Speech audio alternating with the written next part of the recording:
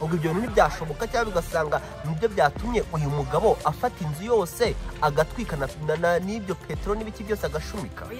Icyo ngibyo byo nabyo nabyumvishe bivugwa.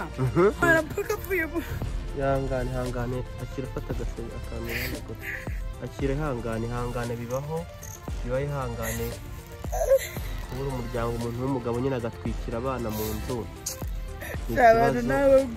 n'abakozi bagendeyemo nabyo ni ikibazo. ihangane reka dusoze ikiganiro reka kuri kamera reka dusoze ikiganiro so mwihangane rero nuko bimeze ntabwo twashyira umuntu kuri kamera ubona ko yagize ikibazo ni ibintu bibabaje kumva umuntu ko yahiye ni ikibazo. Ihangane ukomere ugire kwihangana kandi ibintu bibaho deja n'inkuru ije atari nziza bitewe n'ibihe tugiye kwerekeramo. Gira wihangane kandi ugire gukomera cyane umenye ko Imana niyo ishobora byose, Imana niyo idufasha muri ubu buzima bwinshi ducamo, byose ni ukubera Imana. So rero ntugire ikibazo.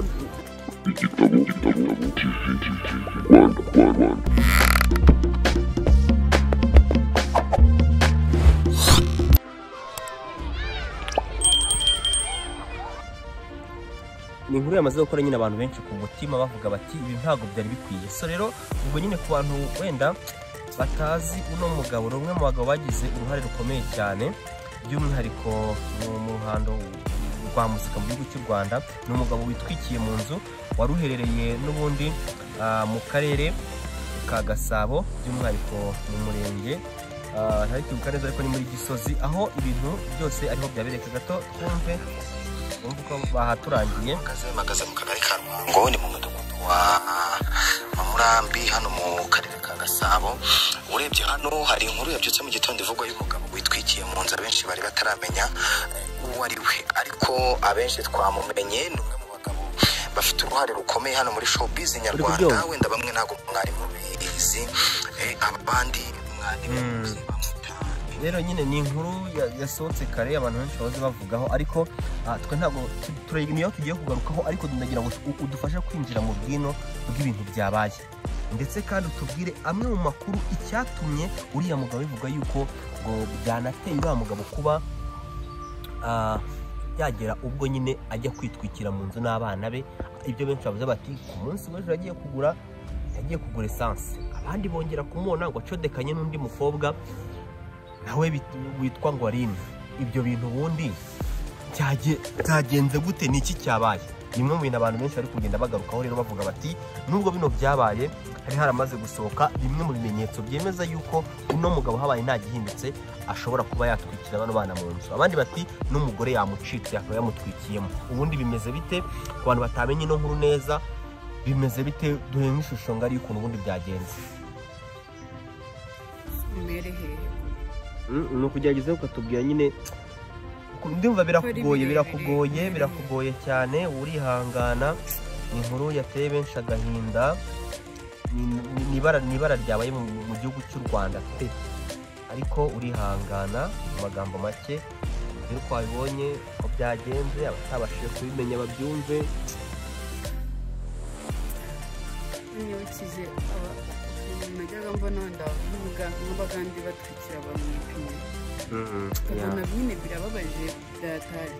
Noneho ngiye kubitekereza nkabona neza isura byaba ari abana bahiriye muri iriya nzu, ariko bari gutakamba babuze umuntu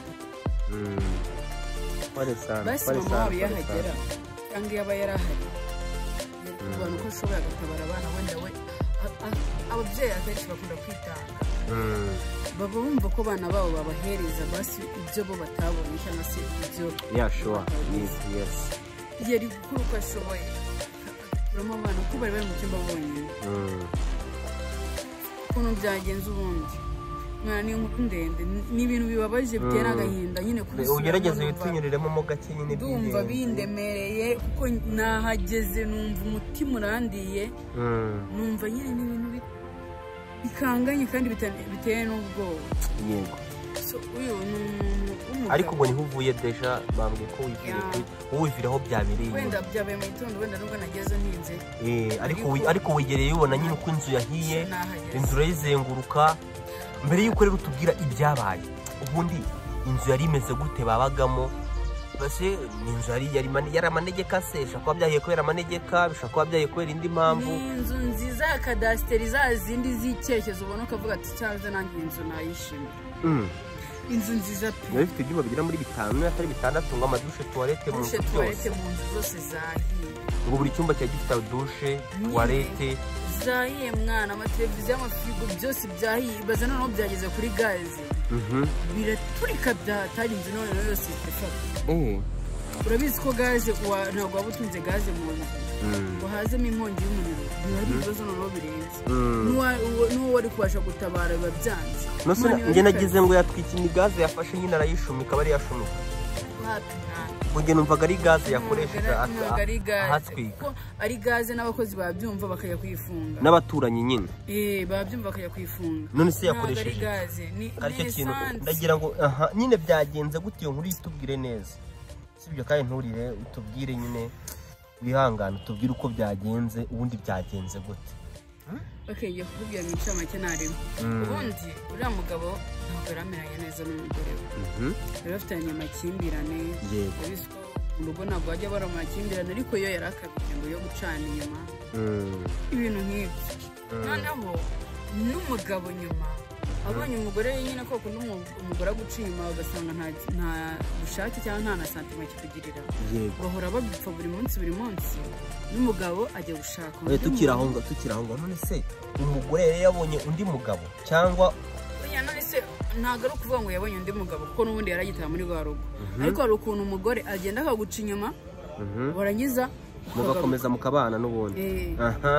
Ibyo bintu abantu benshi barabizi. Yego, noneho ibintu byari biri aha hanze, inkuru numvisha hariya njye nikuriye kuri tele nuko bamwe mu bantu bahageze mbere cyangwa se abari basanzwe babazi nibo banganirije bambwira buryo ki uwo mugabo mu minsi yashize amaze kubona ko umugore we batari kumvikana nyine umuca inyuma undi batongana buri munsi n'ibiki, yafashe umwanzuro akaba ati ntabwo buri munsi najya mbona umugore mbona nta bushake amfitiye kandi ndi umuntu w'umugabo. Ajya gushaka agakobwa ngo nimba bakita ngo arine ngo nimba ari nde. Yarasigaye ngo amaze kugira imwe mu mitungo umugore nyine atazi, harimo inzu ngo iri i Nyamata. Nibwo yahise ahebera Aline, urumva uyu mugabo yagukunze kimwe yagikora ikintu ushaka. Aline ntiyanyurwa n'ibyo ngibyo uwo muntu ari kumukorera, ajya kumuteza umugore. Uwo mugabo wapfuye ajya kumuteza umugore akora fayiti n'umugabo. Biba birebire ibibazo, umugabo yareba ko umugore atakimwishimira mu rugo, yabona ko nabyo yari yagerageje nabyo byanze, abagore nyine urumva abagore baramufatanyije. Nta bundi mwanzuro yafashe, atangiye kuzaganiriza mu nshuti ze. None se ubundi uwo Aline utuye Nyamata uwo mugabo yajyaga ajya kumusura akararayo? Noneho ubwo umugabo bivuze ko yajyaga najyayo akakora wunce akaboma. Ubu none ahangaha umugore ntiyari ahari, yamaze iminsi 3 yaragiye Musanze mu kazi.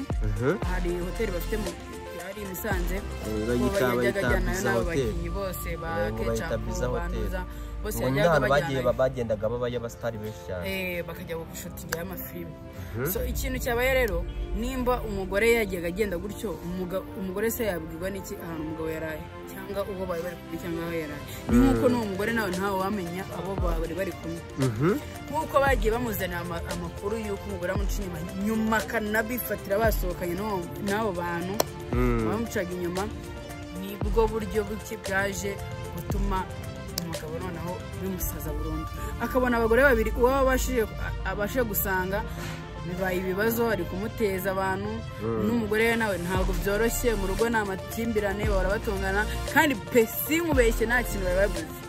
Hari umuntu ujya uvuga ngo kugira ngo ndirire ku igare narira muri Benz, ariko ujye guhira cyangwa abana banjye barihire mwiyonoza mw'iyo nzu ngo nuko dufite afazari narya duke nkaryama kare kabisa. Yanjye ni ikintu gikomeye mu minsi yashize. Urabizi ko hari umugabo wigeze gutandukanya